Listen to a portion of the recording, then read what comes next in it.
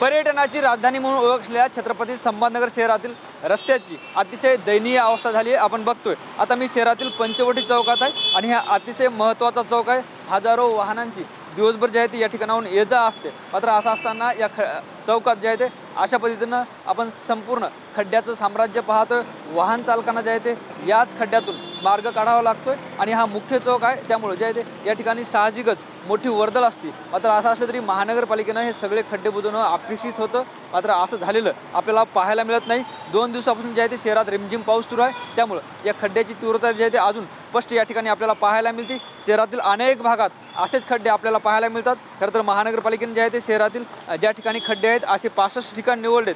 मात्र असं असताना हे खड्डे कधी बुजवणार हा सुद्धा प्रश्न या निमित्तानं उपस्थित होतोय आणि केवळ या ठिकाणी जे आहे ते या खड्ड्यामुळे अशा पद्धतीने जे आहे ते वाहतुकीला सुद्धा अडथळा होतोय। आता आपण बघतोय समोर सुद्धा मोठे खड्डे आहेत आणि खड्ड्यात गाड्या गेल्यामुळे जे आहे ते या ठिकाणी वाहतूक जाम झाल्याचं आपल्याला पाहायला मिळतं।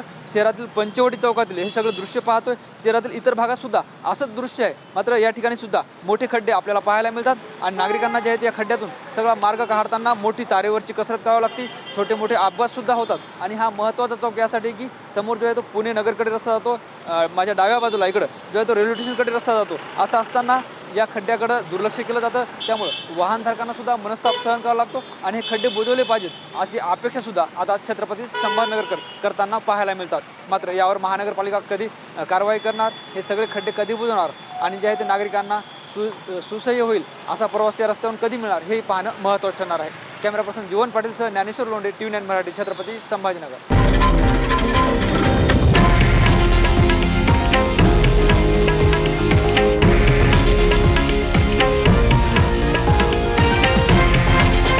हे आहे देशातील नंबर 1 न्यूज नेटवर्क आणि आपण पाहत आहात TV9 मराठी, एकमेव।